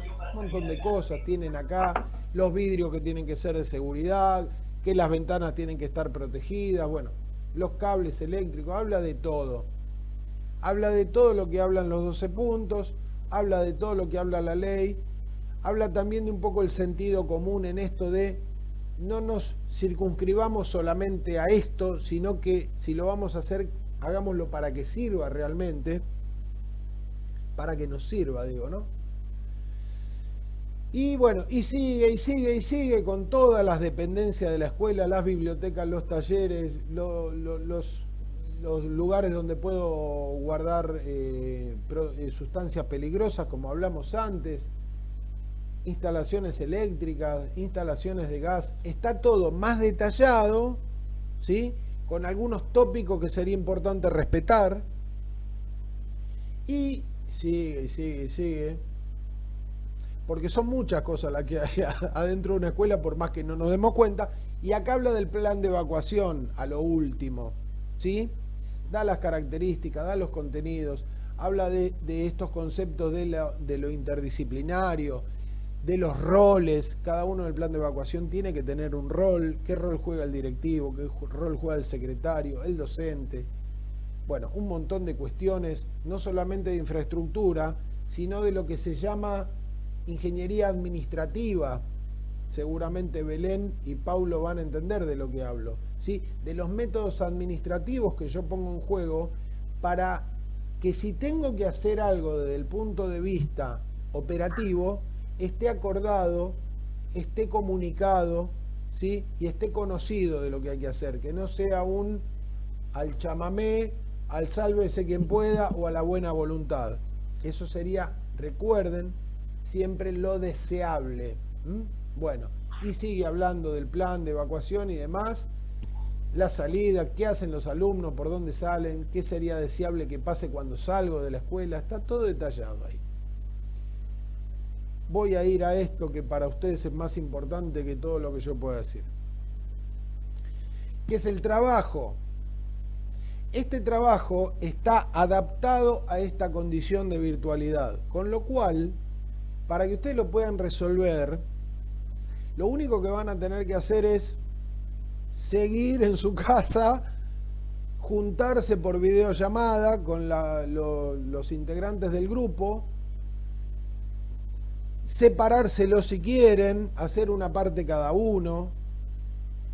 Tienen una guía que viene más adelante, pero todo el material que necesitan para resolverlo lo tienen. Miren, lo tienen en todo lo que vimos ahí, lo tienen en algunas cosas que vieron en la legislación. No me pongo tan puntual ni tan técnico. La mayoría de los casos de las consignas a resolver, con el sentido común de ustedes con respecto a todo lo que vieron, lo tienen que poder resolver sin ningún problema.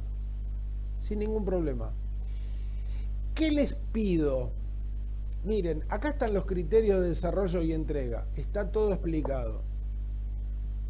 Dice que se desarrolla por grupos, que se entrega un solo TP por grupo, no hace falta que cada uno de ustedes lo entregue de manera particular, ¿sí? lo entrega una sola persona y cuando lo entrega por el campus y pone en copia a los demás.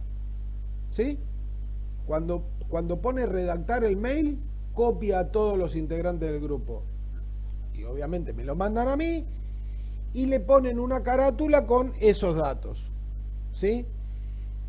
¿Qué es lo que avanza en el trabajo? Hice una pequeña introducción al tema, detallando cuál era su mirada antes de tomar conocimiento de los tópicos de la materia. ¿Sí? Desarrollan el trabajo con la guía, que empieza acá. Esto es como si fuese un checklist, imagínenlo. Son pistas para que ustedes puedan ir dando cuenta de las cosas que aprendieron o que incorporaron como conocimiento. Utilicen la guía. Pueden incluir material fotográfico. ¿Qué quiero decir? Después, si quieren, le paso un link que yo encontré y que está bueno y que de ahí pueden tomar. A ver, ese link es de Capital nada más, pero si ustedes le ponen la dirección de la escuela, les muestra fotos de la escuela, por afuera, por adentro, qué sé yo. Si no, buscan situaciones, el frente de una escuela, la esquina de una escuela, un aula bien iluminada, un aula mal iluminada, un aula donde un pasillo lleno de cosas o un pasillo libre. Utilicen información gráfica, imágenes que la pueden bajar de cualquier lado. Traten de que las imágenes no tengan personas, sobre todo que no tengan niños, por las dudas. ¿Qué más dice? Se le solicita también a cada integrante realice una reflexión personal, o sea, post trabajo, cuando terminan de desarrollar todo el trabajo, cada uno de ustedes en el mismo documento, Andrés López, yo pienso esto, yo creo que debería hacerse tal cosa, no estoy de acuerdo con que se funcione de esta manera. Reflexión personal. Tenga cuidado que es de marketing. Bueno, me va a vender un buzón y yo se lo voy a comprar, entonces no hay ningún problema. Reflexión personal de cada integrante del grupo, en el mismo trabajo. El trabajo, ¿cómo lo pueden entregar? En .doc, en PDF, en PowerPoint. ¿Quieren incluir algún videíto? Lo que se les ocurra. Y tienen 30 días a partir de hoy para entregarlo. ¿Sí? Hoy es 21, fecha límite 21 de junio. A mí me parece que está todo ahí, después lo leen en detalle. Creo que está todo bastante claro, pero por las dudas, si tienen alguna duda, me preguntan. Esto es la guía general para el trabajo, o sea, la carátula, la introducción al tema, el desarrollo de esta guía, que habla más o menos de lo que hablamos en el archivo anterior, ¿no? Cómo tiene que ser el exterior, el acceso al establecimiento. Es para que ustedes puedan dar cuenta en la monografía de que manejan esa situación. Y los que les pido que incluyan en el final de este checklist, dice riesgos psicosociales y riesgos específicos de la labor docente.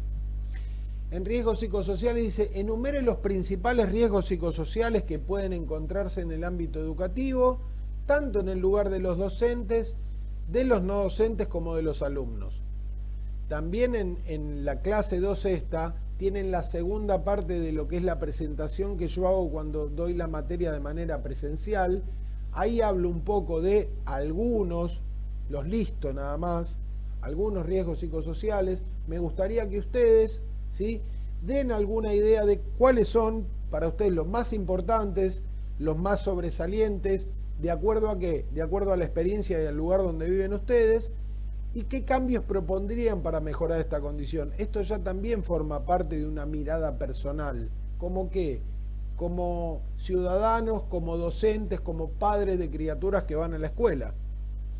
Y en el último punto, también tiene que ver con algo de la legislación, con estos riesgos específicos de la labor docente. Pregunto, en función de las llamadas enfermedades profesionales específicas de los docentes, que también tienen un archivito que yo les adjunté, elija una y proponga medidas para mejorar esa condición. La gran mayoría, ¿qué hace? Se los anticipo porque ya tengo unos grupos que hicieron este tipo de trabajo. Toman, por ejemplo, el uso de la voz. Me tienen a mí como ejemplo que hace 2 horas y media que estoy hablando y casi que no tomé agua, cosa que está muy mal, porque después termino con la garganta hecha pomada, o sea, no me estoy cuidando yo. Les adelanto, por ejemplo, de qué pueden hablar para mejorar esto, y la próxima vez que nos encontremos, cagarme a pedo, uy, se me escapó, por no hacer la cosa que tengo que hacer. Dicho esto, y estamos en un tiempo de 22:03, creo que bastante bueno, mi alcance de comentarios restringido, rápido, veloz, yo lo daría por terminado, salvo que ustedes quieran preguntarme cualquier duda, cualquier consulta, algo que no les haya quedado claro, por ahí no digo de los temas en específico, pero sí por ahí de esta última parte. Abran el micrófono y si no tienen dudas nos saludamos con un grito, con un beso, un abrazo, que mal no vendría. Yo los abrazo, no los puedo besar, pero los abrazo. Gracias, Walter, igual. No, hasta mañana. Un beso grande, espero que pasen una buena noche. Gracias, Clarita. Le iba a decir todo lo que usted sintetizó en la última parte está en el campus, ¿verdad? Todo lo que dije, por más que me meta yo solo en la boca del león, lo último que sintetizó. Sí, por supuesto. Sí, por supuesto. Está todo. Bien, está bien. De todas maneras, vuelvo con esto. Si en algún momento, cuando van a encarar el trabajo, ven que tienen alguna duda, ven que se traban con algo que no entendieron, que no les quedó claro, que por ahí no lo dije, me escriben y yo les voy a responder no solo a uno, sino a todos por las dudas. ¿Está bien? Perfecto. Si llegase a hacer falta esto de onda, porque necesito seguir hablando con gente, ¿viste? Si no... Si llegase a hacer falta que metamos otro encuentro más, me lo dicen. No importa que sea un jueves, cuando quieran ustedes. No tengo problema, salvo que sea ni lunes, ni martes, ni miércoles, que tengo casi clase todo el día. Y sábado, jueves o viernes, cuando ustedes quieran. Si hay que reforzar con algún encuentrito más. Y si no, una vez que entregaron todos los trabajos, los convoco a que tomemos un vaso de agua con 2 galletitas en otra reunión de estas. Y eso sería lo ideal, una vez entregados todos, o por lo menos un bosquejo de lo que vayamos haciendo, sería bueno hacer una reunión y tener una devolución más bien. Yo todas las devoluciones las doy al grupo completo. Ustedes me mandan el trabajo y yo les respondo el trabajo de manera integral a todos y a todas. Pero digo, más allá de eso, por ahí, después, y que no lo hice nunca, y que lo vamos a hacer por primera vez, es, una vez hecho el trabajo, una vez entregado el trabajo, y una vez yo hecho la devolución del trabajo, nos encontramos otra vez, y ahí yo me quedo así, y ustedes me cuentan todo lo que quieran. De cuál fue la experiencia, de qué les pareció, nos quedamos cortos, seguramente la visión, por ejemplo, de María Belén o de Paulo, que ya tienen una experiencia un poquito más profunda en términos no referido a la escuela, pero sí a su actividad, le da un poco más de paño para hablar de un montón de cosas. Pero lo que les pido es que intentemos circunscribirlo a esto, para que nos aporte a todos los que estamos en este mismo palo, ¿sí? Perfecto. Les mando un abrazo grande. Igualmente para usted, para todos. Para mí, hermosísimo. Les agradezco por la atención, por la amabilidad, por el respeto. Me voy a poner a llorar. Nos hablamos.